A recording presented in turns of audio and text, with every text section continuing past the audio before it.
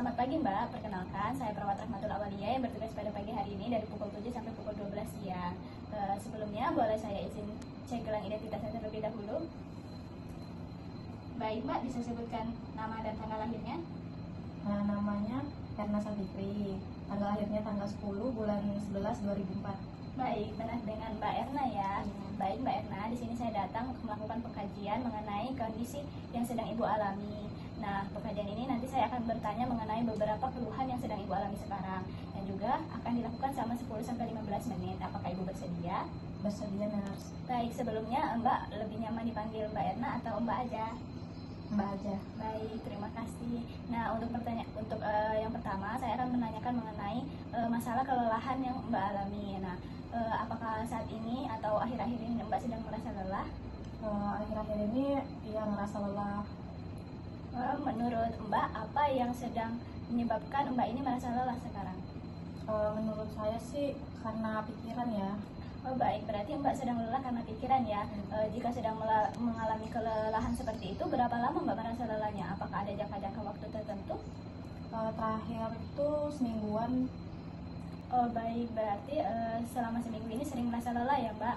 Nah, menurut Mbak, bagaimana lelah yang dirasakan itu? Apakah ada perasaan atau gambaran tertentu? Badannya itu tuh lemas ya, jadi kayak nggak bisa ngapa-ngapain. Nggak bisa ngapa-ngapain itu Mbak seperti maunya rebahan aja, atau memang badan itu rasanya nggak ada energi sama sekali untuk melakukan suatu hal? Iya, kadang cuman kayak ya kalau makan tetap makan kan, tapi itu habis itu tuh kayak capek lagi, jadi tiduran. Baik, berarti selama Mbak merasa kelelahan, Mbak selalu tiduran dan juga melakukan hal-hal yang tidak mengeluarkan banyak tenaga. Nah, saat merasa kelelahan itu, kira-kira apa yang Mbak lakukan untuk mengurangi rasa kelelahannya? Ya paling istirahat sih, kayak ya tiduran tadi, terus tuh ya sambil nonton gitu lah di YouTube. Apa ada kayak terapi relaksasi tertentu yang Mbak lakukan, misalnya mendengar musik, atau mendengar lagu-lagu yang lebih rileks? Iya, terus tuh ya bisa juga dengan musik kan, terus kayak nonton yang lucu-lucu gitu, biar ada tenaga lagi. Oke, terima kasih Mbak atas jawabannya. Selanjutnya, pertanyaan selanjutnya itu mengenai masalah pernafasan. Nah, apakah Mbak saat ini pernah mengalami rasa sesak nafas? Beberapa minggu terakhir ini ada. Berapa lama sesak nafas tersebut dirasakan, dan seberapa sering dalam satu minggunya Mbak? Berapa lamanya itu tuh kadang 2 jaman gitu. Terus tuh cukup sering ya, tapi itu tuh munculnya kalau malam aja. Kadang juga ada sih di siang, tapi lebih banyak di malam. Dalam 2 jam itu rasanya hilang timbul atau terus menerus dirasakan Mbak? Hilang timbul. Baik, nah menurut Mbak sendiri apa yang memicu sehingga Mbak tuh bisa merasakan sesak nafas? Biasanya sih karena jalan ya, terus juga karena kadang kalau misalnya habis makan itu perutnya itu kembung, jadi sesak nafas. Baik, selama sesak nafas ini apakah Mbak sedang mengalami pengobatan atau terapi tertentu saat merasakan sesak nafas? Tidak, paling cuman pakai aromaterapi aja, terus minum air hangat aja. Nah, menurut Mbak, penggunaan aromaterapi saat sesak nafas itu seberapa efektif dalam menangani rasa sesak Mbak? Apakah bisa langsung menghilangkan sesak atau bertahap? Efektif sih, tapi bertahap aja, kayak misalnya habis dipakai itu tuh kayak 10 menit atau berapa menit itu baru hilang gitu. Baik, berarti selama penggunaan aromaterapi ini apakah Mbak mengalami efek samping dari penggunaannya? Apa tahu tidak ada efek sampingnya? Nggak ada sih. Jadi selama ini tidak ada efek samping yang dirasakan ya Mbak dari penggunaan aromaterapi. Nah, sebelum dari penggunaan terapi ini, apakah sebelumnya saat mengalami sesak nafas ada pengobatan tertentu yang Mbak lakukan?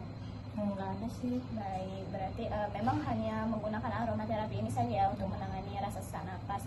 Nah, saat sesak nafas tersebut dirasakan, menurut Mbak dari 1 sampai 10 seberapa sesak yang Mbak rasakan? Mungkin dari 1 sampai 10 itu 7 ya.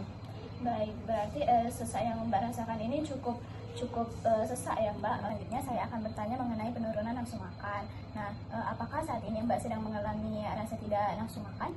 Iya, mengalami.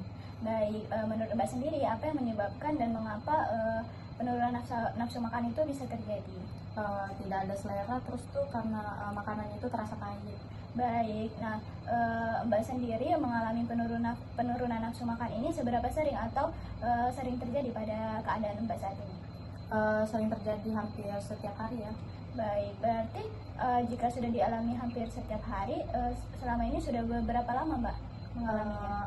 Mungkin ada sekitar 2 mingguan. Nah, berarti sudah 2 minggu ya Mbak. Nah, apa yang dirasakan Mbak saat Mbak mengalami penurunan nafsu makan? Apakah ada perubahan fisik, kondisi fisik tertentu? Pastinya ada ya, seperti berat badan itu turun, jadi badan juga jadi lelah gitu.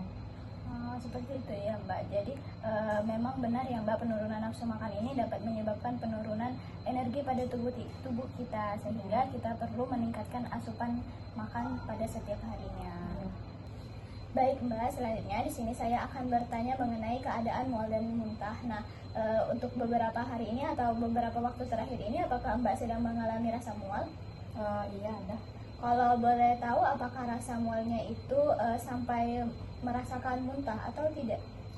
Muntah ada. Baik, berarti ada rasa mual dan ada rasa muntah. Untuk rasa mual dan muntah ini apakah sering terjadi atau hanya sesekali saja? Kalau mual itu sering, hampir setiap kayak habis makan. Tapi kalau misalnya muntah itu cuma beberapa kali aja. Baik, berarti mual dan muntah ini tidak selalu beriringan. Ketika ingin mual langsung mengeluarkan muntah ya Mbak.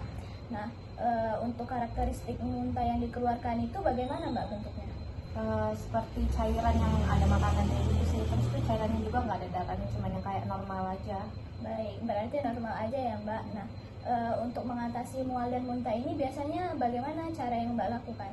Paling minum air hangat, terus tuh pakai aromaterapi, terus tiduran aja, istirahat gitu sih. Baik, berarti dengan cara tersebut Mbak bisa rasa mual dan muntahnya cukup berkurang ya Mbak? Iya.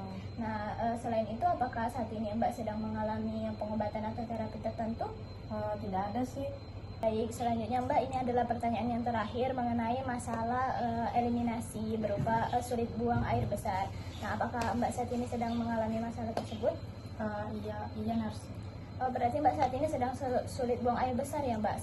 Sudah berapa lama Mbak kalau boleh tahu? Mungkin sekitar 1 minggu ini ya. Oh, kalau boleh tahu kapan terakhir Mbak buang air besar? Mungkin 3 hari lalu. 3 hari yang lalu ya Mbak. Berarti memang sulit mengeluarkan air besar ya Mbak. Nah, untuk sulit mengeluarkan air besar ini, apakah Mbak sedang mengalami pengobatan atau terapi tertentu? Tidak sih, tapi saya itu memakai obat kayak obat pencahar gitu. Oh, penggunaan obat pencahar ya Mbak. Iya. Nah, menurut Mbak seberapa efektif nih penggunaan obat ini dalam melancarkan BAB pada diri Mbak? Cukup efektif ya, soalnya kayak misalnya habis dipakai itu BAB-nya itu jadi sedikit lancar gitu. Berarti ada efek yang cepat ya Mbak. Ya. Namun dari efek-efek tersebut, apakah ada efek samping dari penggunaan obat tersebut Mbak? Sepertinya ada seperti kayak iritasi gitu ya di bagian untuk memasukkan obat tersebut itu. Oh, berarti ada rasa iritasi dan rasa perihnya ya Mbak. Nah, selanjutnya itu sebelum penggunaan obat pencahar ini, apakah Mbak menggunakan obat-obatan tertentu? Nggak ada sih. Baik, tidak ada ya. Nah, Mbak ini kan mengalami konstipasi. Nah, itu kan biasanya disebabkan oleh jarang makan buah dan sayuran. Apakah Mbak jarang makan buah dan sayuran? Kalau memang iya, biasanya Mbak mengonsumsi apa biasanya selain buah dan sayuran?